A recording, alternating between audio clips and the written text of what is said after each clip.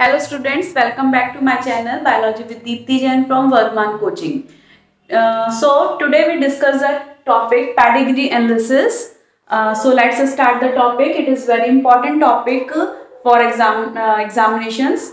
तो ये जो pedigree analysis होता है ये एक एनालिसिस है जिसके बेसिस पे हम फाइंड कर सकते हैं किसी भी फैमिली के अंदर कोई जेनेटिक डिसऑर्डर है या उसका जीन फ्लो हम फाइंड कर सकते हैं।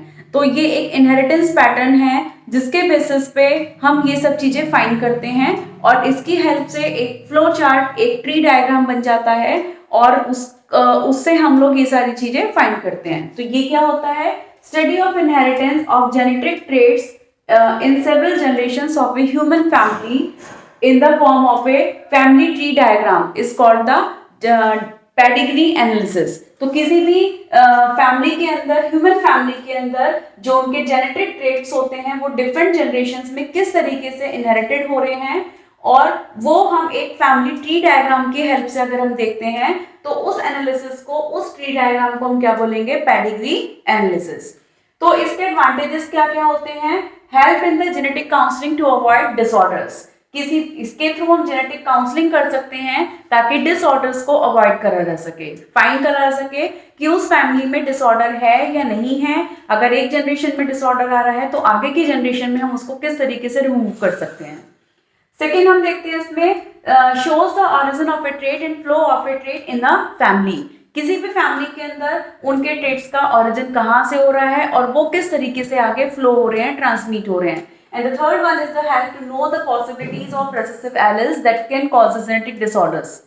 तो किसी भी फैमिली में कोई भी रिसेसिव एलील की पॉसिबिलिटी क्या है ये जानते हैं हम इसके थ्रू कि वो जेनेटिक डिसऑर्डर्स को क्रिएट करेगा या नहीं करेगा।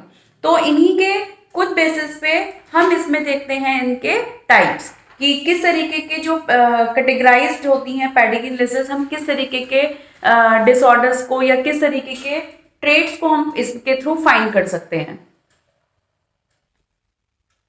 तो अब हम यहाँ पे इसके टाइप्स देख रहे हैं। तो इसमें 5 टाइप्स के ये पेडिग्री एनालिसिस हो सकते होते हैं। Autosomal dominant trait, autosomal recessive trait, sex linked dominant trait, sex linked recessive trait and fifth is the Y linked trait. तो ये जो ट्रेट्स हैं ये किस तरीके से ट्रांसमिट हो रहे हैं या किस तरीके से हम उस चार्ट में, उस डायग्राम में ऑब्जर्व कर सकते हैं, इनको फाइंड कर सकते हैं। तो फर्स्टली ऑटोसोमल डोमिनेंट ट्रेट, ये जो ट्रेट है ये ऑटोसोमल क्रोमोसोम्स पे मिलेगा, सेक्स क्रोमोसोम्स पे नहीं होगा, तो इसलिए हमने नाम दिया ऑटोसोमल। तो इस वाले डिसऑर्डर्स में दोनों ऑटोसोमल में, ऑटोसोमल ट्रेट्स के अंदर, डिसऑर्डर्स के अंदर जो है मेल और फीमेल दोनों ही अफेक्टेड होंगे। ठीक है, इसमें ऐसा नहीं है कि सिर्फ फीमेल अफेक्टेड होगी या मेल अफेक्टेड होगा, इसमें दोनों ही, मेल और फीमेल दोनों अफेक्टेड हो सकते हैं क्योंकि ऑटोसोमल डिसऑर्डर्स है। दूसरी चीज यहाँ पे डोमिनेंट है और ये रिसेसिव है। तो डोमिनेंट ट्रेट्स में जब भी हम कोई फ्लो डायग्राम देखेंगे, इसका ट्री डायग्राम देखेंगे, तो उसमें क्या होगा कि उसमें उसका जो फर्स्ट जनरेशन यानी कि जो पेरेंट्स होंगे उसके फर्स्ट जनरेशन के, वो हमेशा उनमें से कोई ना कोई एक अफेक्टेड मिलेगा। ठीक है, वो डोमिनेंट ट्रेट की पहचान होगी। अगर हम ऑटोसोमल देखें, ऑटोसोमल और सेक्स लिंक में फाइंड करने के लिए हमारे पास क्या आइडेंटिफिकेशन है कि ऑटोसोमल डिसऑर्डर्स में मेल और फीमेल दोनों अफेक्टेड होंगे। सेक्स लिंक डिसऑर्डर्स में अगर हम इन दोनों की बात कर रहे हैं तो इसमें जनरली मेल अफेक्टेड मिलेंगे। ठीक है, और डोमिनेंट और रिसेसिव की बात करेंगे तो हम डोमिनेंट ट्रेट को फाइंड करने के लिए हम देखेंगे कि जो उसके अगर फर्स्ट जनरेशन का पेरेंट एक भी अफेक्टेड है तो वो डोमिनेंट ट्रेट होगा, वो डोमिनेंट डिसऑर्डर होगा। तो इसमें एग्जाम्पल मिलता है मायोटोनिक डायस्ट्रोफी, ये डिजीज है। ठीक है, मायोटोनिक डायस्ट्रोफी। तो इसमें जो है ये एक डिसऑर्डर है इसका डोमिनेंट ट्रेट का, तो इसकी पहचान मैंने आपको बता दी। फिर रिसेसिव ट्रेट में इसमें जो फर्स्ट जनरेशन होगी वो, यानी कि जो पेरेंट्स हैं वो इसके क्या होंगे? नॉन अफेक्टेड होंगे। ठीक है, पेरेंट्स इसके क्या होंगे? नॉन अफेक्टेड, फर्स्ट जनरेशन के।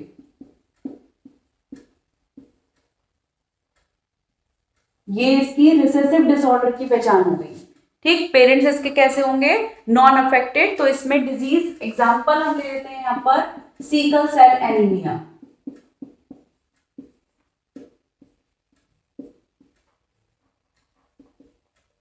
ठीक है, फिर हम बात करते हैं सेक्स लिंक डोमिनेंट ट्रेट की।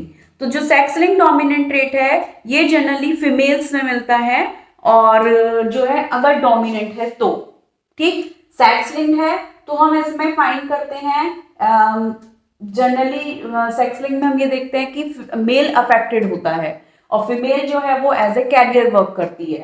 तो ये जनरली डोमिनेंट ट्रेट किसमें मिलेगा, फीमेल्स के अंदर, और जो रिसेसिव ट्रेट है ये कॉमनली किसमें मिलेगा, मेल के अंदर।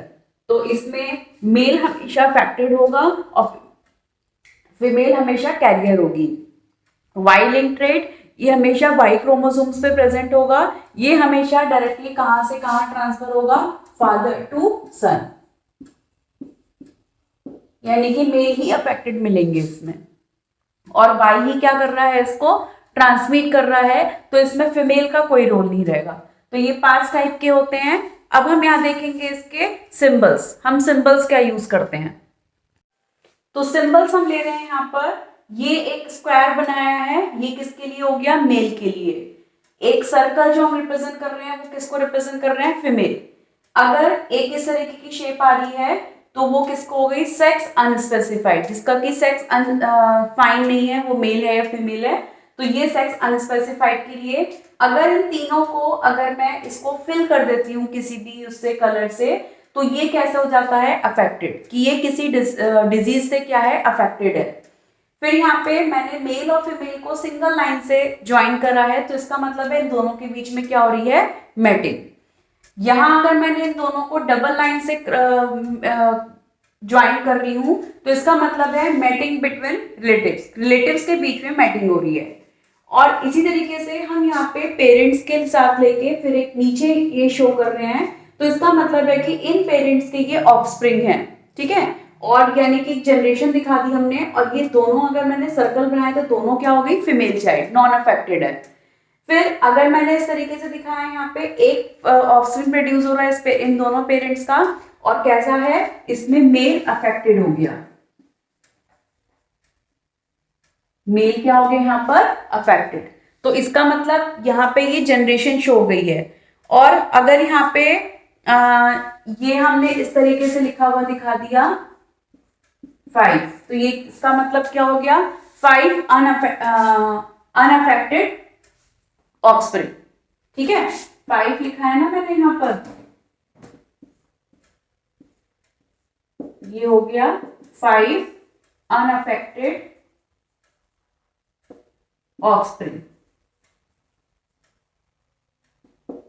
तो ये इस तरीके के सिंबल्स यूज करके क्या कराया जाता है, एक ट्री डायग्राम बनाया जाता है, और उसकी हेल्प से हम लोग किसी भी फैमिली की जेनेटिक जनरेशन को, जेनेटिक ट्रांसमिशन को, फ्लो को, या जेनेटिक डिसऑर्डर्स को हम लोग, जेनेटिक कॉन्स्टिट्यूशन को उसके फाइंड कर सकते हैं। तो यहाँ पे ये टॉपिक कंप्लीट होता है, और मैंने सिर्फ इसमें आपको पेडिग्री एनालिसिस एक्सप्लेन करा है। इसके क्वेश्चंस हम नेक्स्ट वीडियो में एक्सप्लेन करूंगी, और उसमें हम उसका पूरा डिस्क्रिप्शन देखेंगे कि किस तरीके से हम लोग फाइंड कर सकते हैं कि एक ट्री डायग्राम की हेल्प से उसमें आइडेंटिफाई किस तरीके से करेंगे कि क्या डिसऑर्डर है और क्या नहीं है।